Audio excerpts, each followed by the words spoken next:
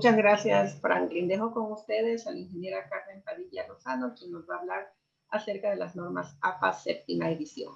Recuerden, por favor, tener apagados sus micrófonos y las preguntas realizadas a través del chat. Bienvenidos todos. Carmen, bienvenida. Bueno, muchísimas gracias. Para mí es un gusto estar aquí a nombre de la Universidad Católica de Santiago de Guayaquil, de la Facultad de Ciencias Económicas, Administrativas y Empresariales. Soy directora del Instituto de Investigación e Innovación de Estudios Económicos y Empresariales y también formo parte del claustro de la facultad. Bueno, espero pues el día de hoy llenar un poco algunas de las nuevas novedades que tenemos en cuanto a las normas APA séptima edición. Si alguno de ustedes está interesado luego en contactarme, pues siéntase libre y he colocado también el correo institucional y también el correo de nuestro Instituto de Investigación. Me comentan si pueden ver la pantalla, si todo está bien. Sí, Carmen, ¿sí? Justo estamos con la lámina. ¿Qué son las normas APA? Sí, se ve. Okay. Perfecto. Bueno, aquí ahora están algunas de las cosas. Perdón. Sí, un poco para que también me conozcan un poco, sepan cualquier inquietud en temas de metodología, en el área de proyectos, en temas de sostenibilidad y en temas de cambio climático, pues también me especializo y con mucho gusto como universidad pues podríamos compartir y colaborar en otro punto. Bueno, en cuanto a las normas APA, ¿verdad? ¿Qué son las normas APA? Bueno, nosotros sabemos que es un conjunto de estándares desarrollado por la Asociación Americana de Psicología, el más utilizado en manuscritos y entregas de manuscritos sociales, administrativos, ¿verdad? Actualmente nos encontramos en la séptima edición. La imagen que ustedes pueden ver allí es la sexta edición que estuvo vigente hasta el año pasado. Nos acompañó casi una década. Ahora, a partir desde el mes de octubre del año anterior, tenemos la séptima edición y hoy vamos a ver algunas de sus novedades, precisiones y también algunas de las cosas que se mantienen en cuanto a la normativa anterior. El primer punto que tenemos que revisar es el lenguaje en el uso del APA. Una de las cosas más importantes cuando escribimos este tipo de manuscritos es que la información debe ser clara, debe ser concisa, debemos ser específicos. Una de las cosas que también nos indican es que siempre debemos escribir en tercera persona en lugar de primera persona. Ahí les he puesto unos ejemplos. Y la voz activa en lugar de voz pasiva. Siempre en todos los documentos esto es lo primero que les van a solicitar. Ahora vamos a comenzar a hablar un poco sobre los tipos de citaciones y las referencias. Este es el primer gran bloque que vamos a revisar. ¿Por qué debemos citar? Bueno, por temas de plagio, ¿no? No podemos escribir información que no nos corresponda, siempre debemos dar crédito al autor, ¿verdad? Aquí están algunos actos de plagio que lógicamente pues en temas académicos no puede generarse y existen distintas páginas que lógicamente también controlan esto. Como universidad, por ejemplo, nosotros manejamos el sistema Urcun, que es antiplagio a nivel mundial, siempre revisa todos los documentos y de esa manera pues nosotros podemos visualizar con ayuda de un software cualquier tipo, en este caso pues de plagio que se quisiera cometer.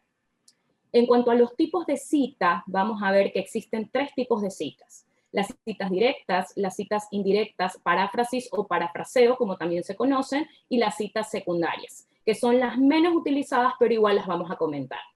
En cuanto a las citas directas, tenemos que pueden ser citas cortas o citas largas. Las citas directas cortas son las que se denominan como citas de menos de 40 palabras, mientras que las citas directas largas son citas de entre 40 y más de 40 palabras. En el caso de las citas indirectas, podemos tener de un trabajo de investigación o de varios trabajos de investigación de varios autores. Hay algo general que engloban a todos los tipos de citaciones. Nosotros podemos hablar, en este caso, tratar de plasmarlos como citas narrativas o citas parentéticas. ¿Cuál es la diferencia entre estos dos estilos de escritura? En el caso de una cita narrativa, lo que estoy haciendo es que estoy generando énfasis en el autor. ¿Por qué?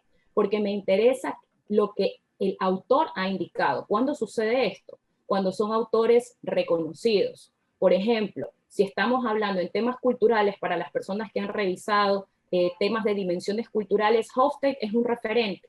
Entonces, decir que Hofstede dijo algo sobre la definición de la cultura es relevante. Por ello, optamos por un tipo de escritura tipo narrativo. En el caso de utilizarlo parentético, es cuando el énfasis en la información es lo más relevante. No quién lo dice, ni quién lo escribió, sino qué dice en ese escrito. Esos dos tipos de maneras de escribir se los pueden aplicar en todos los tipos de citaciones que vamos a ver de aquí en adelante. En cada diapositiva ustedes van a observar esa diferenciación para que sepan cómo generar las citas dependiendo si genero énfasis en autor o genero énfasis en texto. En el caso de las citas directas cortas, ¿cuáles son las principales características?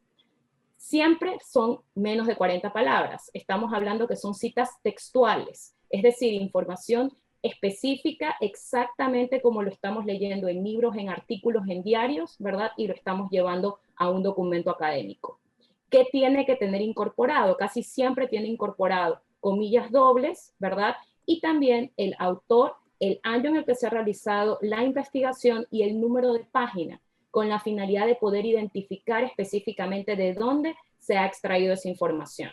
O caso contrario, también el número de párrafo en el caso de que no pudiéramos observar de manera clara el número de página.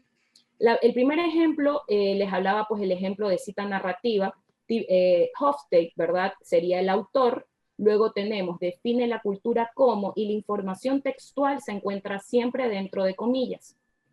Luego abrimos paréntesis, colocamos el año, coma, el número de página, P punto, y el número de página que corresponde. Cerramos paréntesis y ponemos punto. Esa es una de las citas narrativas.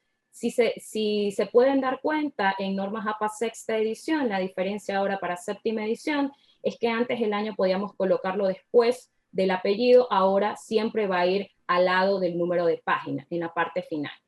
Si fuera una cita parentética, a diferencia de la narrativa, ponemos la información textual entre comillas, luego abrimos paréntesis, colocamos autor o autores del trabajo de investigación, coma, año, coma, número de página. Otra diferencia en cuanto a normas APA sexta edición y séptima edición es que antes el conector interno entre paréntesis era el conocido como I en inglés o ampersand. Ahora en séptima edición es mucho más sencillo porque el conector interno y externo es la Y. Eso en cuanto a cita directa corta. Ahora, ¿qué pasa si tenemos que gestionar una cita directa larga? Primero, es un texto de 40 o más palabras, se lo muestra en un bloque independiente, también se utiliza lo que se conoce como sangría bloqueada, indentado bloqueado, ¿ok? Así es como normalmente lo conocemos, se omiten las comillas y el bloque siempre va al margen izquierdo. Puede ser, si es parentética, como lo observamos aquí, ¿verdad? El párrafo completo, una característica que es en el único momento en donde la cita siempre va a estar fuera del punto, fuera de la oración, es en esta excepción, en la cita directa larga.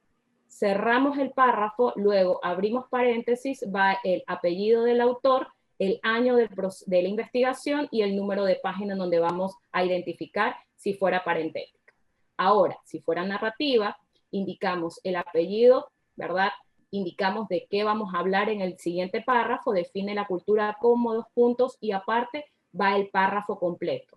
Estos 2 puntitos que he colocado en la parte inicial no significa que son puntos, digamos, suspensivos. Lo único que quería indicar era simplemente que aquí hay una sangría bloqueada o es un bloque independiente. Que si lo hacemos en Word, ¿verdad? Sombreamos el párrafo y le damos un tab. De esa manera, pues, se genera la sangría completa. En el caso de la narrativa, bueno, ok, tenemos el párrafo, punto, es el único momento en donde lo ponemos, como les comentaba, abrimos paréntesis, colocamos el año de la investigación, coma y el número de página, y cerramos paréntesis. Esa es una cita directa larga. En cuanto a las citas indirectas, es cuando nosotros queremos, hemos leído distintas, pueden ser incluso distintas fuentes. Hemos leído distintos libros, distintos artículos científicos de una temática general. Y al final queremos plasmar la idea general de esa información. Como esa información no la vamos a encontrar de manera textual en ninguna parte, esa información es información, digamos, un párrafo inédito. Pero aun cuando sea inédito de cierta manera, hay información secundaria que se encuentra allí. Es decir, nosotros tuvimos que leer algo, inspirarnos en algo y por eso también tenemos que generar la citación. En el tipo de cita indirecta existen dos tipos que podemos en este caso pues presentarlo, ¿no? Para trabajos con un solo autor, ¿qué requieren? requieren siempre el apellido o apellidos de los autores de la investigación y el año. Eso es lo que necesitamos. Si fuera tipo narrativa, sería el apellido del autor, luego entre paréntesis el año, y va lógicamente la información independiente. Hay otra manera también de generar esta cita narrativa, que es sin poner en paréntesis el año, poniéndolo simplemente a manera, digamos, de texto. ¿Cuál de las dos opciones yo recomiendo? Siempre la primera, porque aunque la segunda es válida, yo me puedo olvidar de generar o alimentar las referencias del documento en Word, más aún si no estoy utilizando gestores bibliográficos. Ahora, si fuera una cita parentética, tenemos la información, digamos, inédita, el párrafo que hemos escrito, ¿verdad? La información que incluye, en este caso que no va a ser rastreable en una página específica. Luego abro paréntesis, coloco el apellido del autor, coma, año, cierro paréntesis, punto.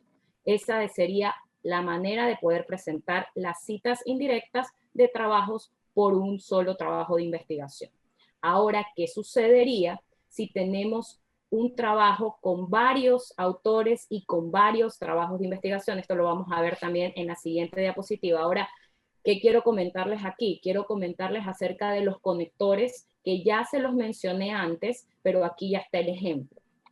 Antes, cuando nosotros hacíamos, en este caso, pues conectábamos autores, dentro de paréntesis, siempre el último autor lo conectábamos con el ampersand. Esta era la I en inglés que comentaba. Ahora en normas APA séptima edición, el conector, tanto para cita narrativa como para parentética, es la IY. ¿Qué pasa cuando tenemos más de 2 autores?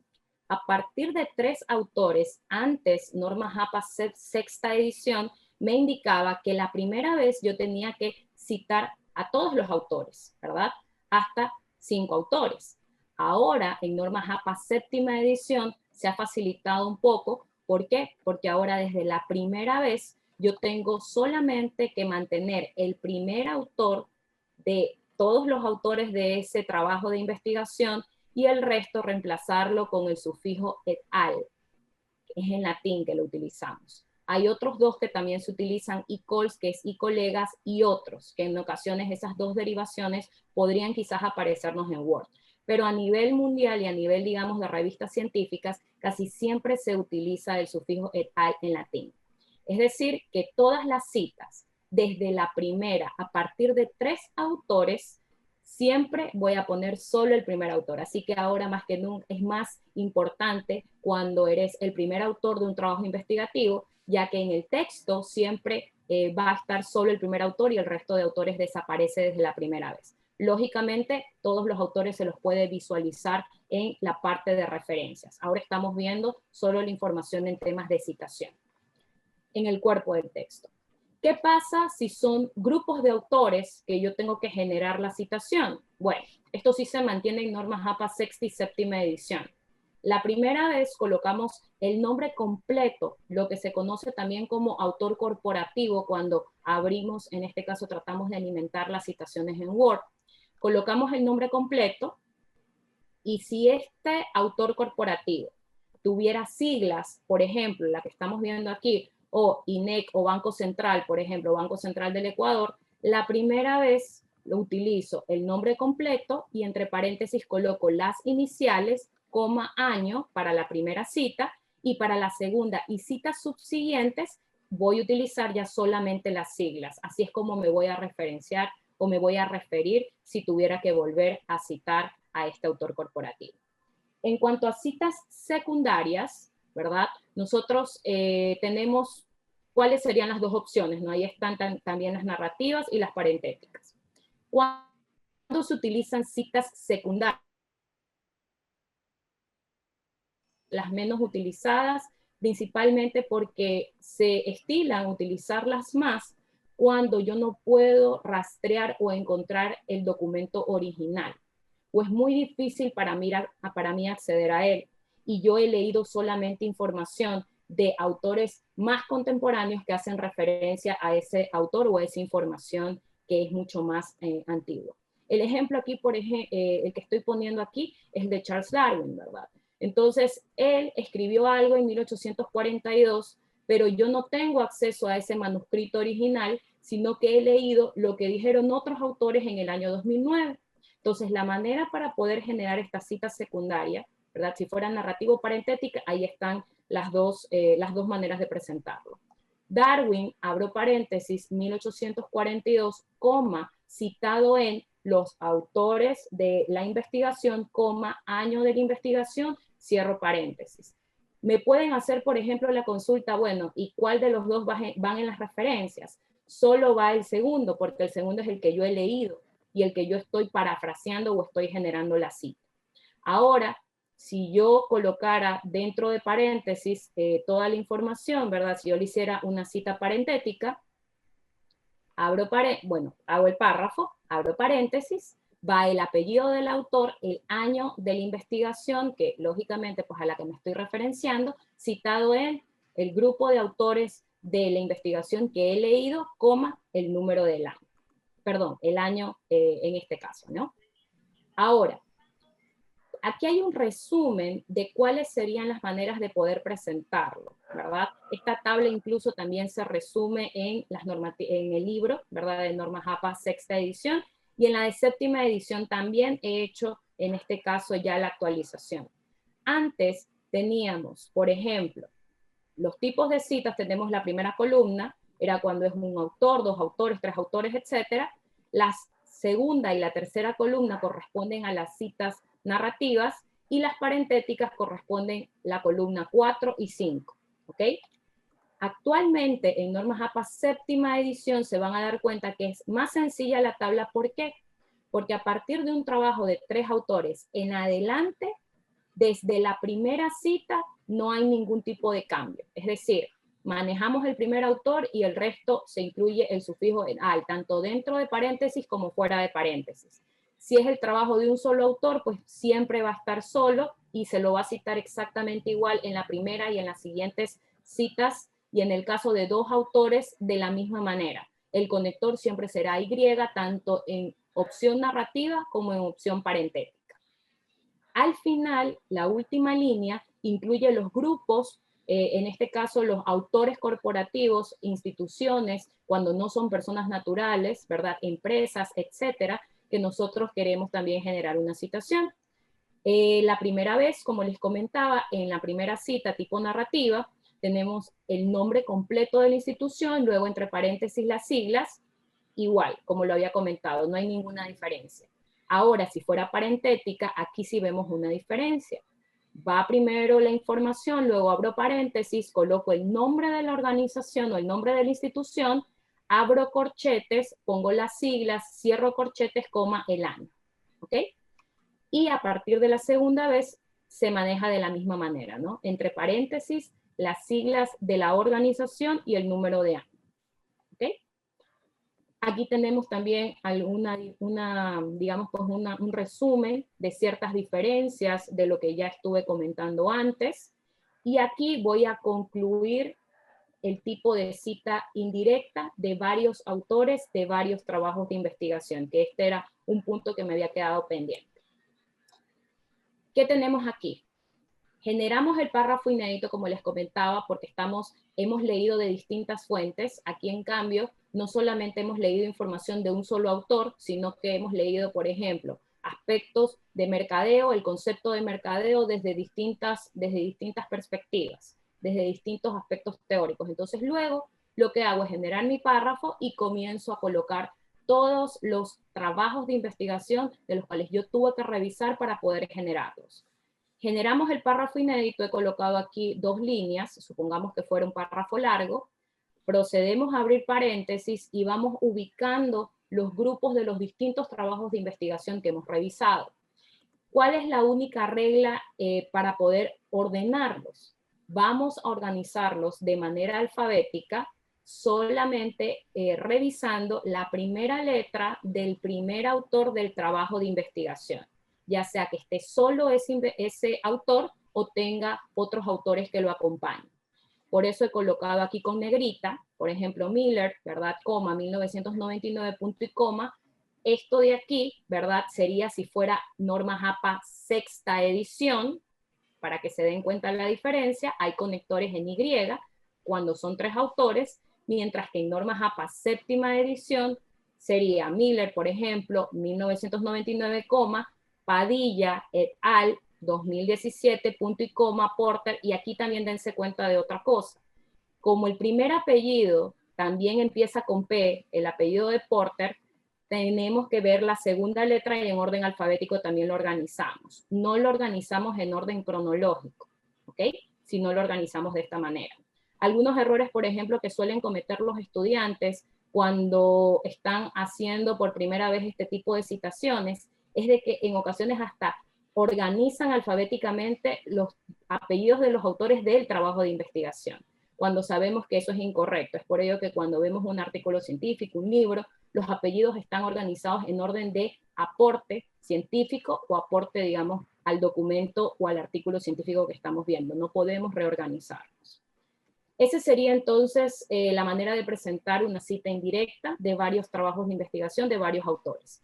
Hay una excepción. ¿Qué sucedería si, por ejemplo, hay un autor reconocido que sabemos que durante años ha hecho distintas investigaciones, ¿verdad? Y ha aportado al conocimiento? Por ejemplo, el último ejemplo que les pongo, Michael Porter, ¿verdad? Nosotros sabemos que el doctor Michael Porter ha hecho muchísimas contribuciones en temas de competitividad, en temas de responsabilidad social. En temas de competitividad lo conocemos desde 1981, las fuerzas de Porter es lo que se utilizan, por ejemplo, en planes de negocios. Entonces, si yo quisiera hablar de la evolución, por ejemplo, de la competitividad, un referente que lógicamente podríamos tener es al doctor Porter. Colocamos el párrafo inédito, abrimos paréntesis, ponemos el apellido del autor y luego, como sabemos que son varios trabajos de investigación de ese mismo autor, aquí sí vamos a ubicar los años, los vamos agregando de manera cronológica. Colocamos el primer apellido, ¿verdad?, del autor que es el autor que es, digamos, pues, el que se va a repetir en todas las otras opciones, coma, pongo los años de manera cronológica y sé que cuando yo me vaya a ver las referencias que yo ya he generado y las he alimentado, voy a encontrar al menos 4 documentos escritos por el doctor Porter en esos años con distintos temas, dependiendo, en este caso, de la temática del libro o del artículo científico que yo esté citando. Hasta aquí ya hemos visto prácticamente todas las citaciones. En cuanto a las referencias. Querida Carmen, tenemos algunas preguntas en el chat antes de que pases a las referencias. Tal vez vale hablar, si te parece. Sí, nos preguntan, o si lo vamos a ver más tarde, por favor lo mencionas, que ese tema será abordado más tarde. Dice, quisiera que nos aclaren la citación de gráficos e imágenes en la séptima edición. Lo vamos a ver más posteriormente, ¿no? Sí. María José nos pregunta, ¿en la cita larga narrativa siempre debe ponerse 2 puntos antes de la cita? Sí, claro, se pone 2 puntos y abajo se coloca el párrafo inédito, el párrafo textual. Listo. Con intentado bloqueado. Clever Quiroz nos dice, que tú mencionaste que los 2 puntos ubicados horizontalmente como sangría interrumpida o como texto interrumpido o segmentado.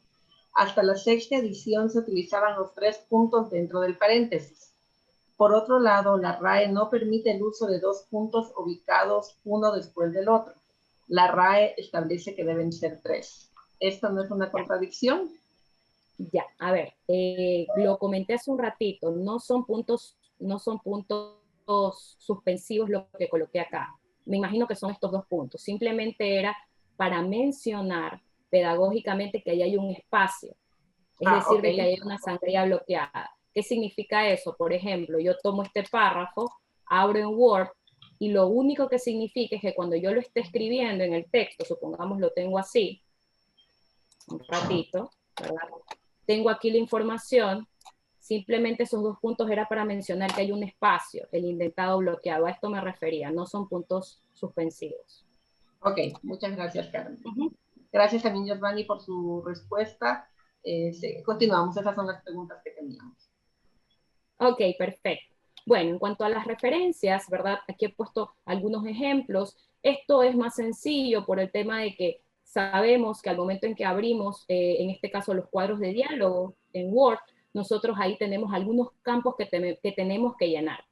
¿Cuáles son algunas? Bueno, aquí hay algunas referencias de artículos, eso se mantiene. Las cosas que cambian es, por ejemplo, que dentro de la actualización de normas APA séptima edición, la ubicación geográfica del editor ya no se incluye en la referencia. En lugar, por ejemplo, Nueva York, McGraw-Hill, ¿verdad? Simplemente indicamos cuál es la editorial. Antes necesitábamos identificar, en este caso, la ubicación geográfica. Ahí está el ejemplo de sexta edición y de séptima edición.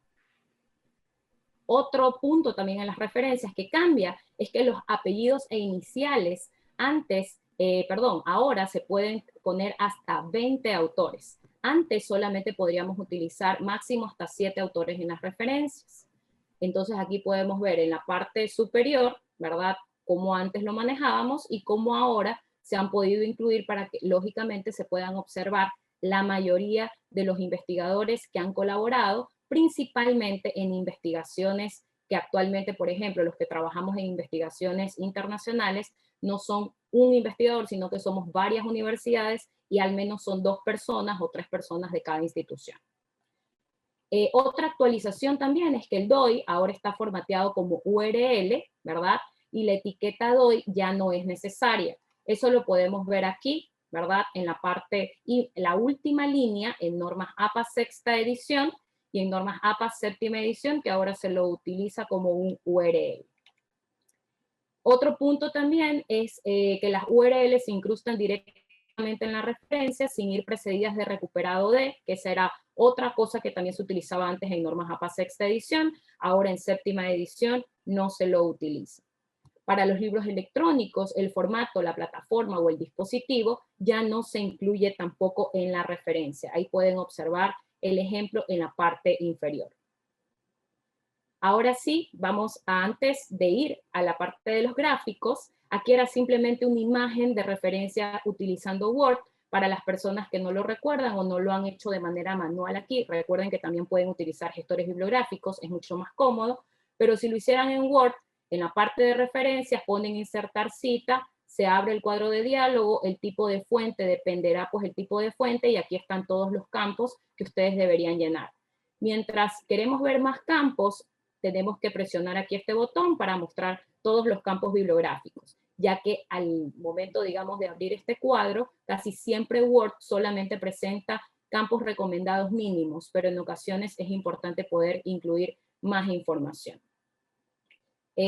También, bueno, les he puesto ahí un ejemplo, en el caso, por ejemplo, si fuera un artículo de revista, el autor, ¿verdad?, cómo debe ir, el título de la investigación, el nombre, etcétera. Se les recomienda también, tanto a estudiantes, ¿verdad?, que siempre pues hagan referencias de documentos que se los bajen al menos de Google Académico de bases, en este caso científicas, y no información que esté en Google, como por ejemplo blogs, monografías, etcétera, con la finalidad de que el documento tenga información precisa y fuentes confiables. Aquí también está, si no recuerdan el tema de la generación de referencias, aquí en la parte de bibliografía, pues pueden generar las referencias. Recuerden que desde normas APA sexta edición, pues referencia significa todo lo que estemos citando, más no la información que, por ejemplo, necesitemos y no haya sido citada en el documento. En el caso de las referencias, la manera en cómo se presenta siempre tiene sangría francesa, ¿verdad? Eso significa que la primera línea va pegada al margen izquierdo y el resto de la información pues tiene sangría bloqueada. Ahora vamos a ver ya la parte de presentación de tablas y figuras, que es la última parte, ¿verdad?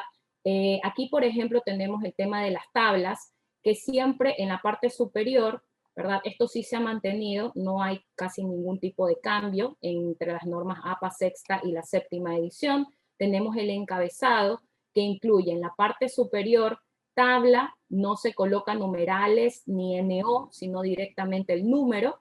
Luego, en la segunda línea, en el mismo encabezado, colocamos el título de la tabla, que debe ir en cursiva, y algo que se lo ha manejado desde normas APA sexta edición es que no utilizamos líneas verticales, sino solo líneas de abertura de la tabla. Colocamos otra línea para separar título del cuerpo en sí de la tabla y cerramos la tabla con una línea final.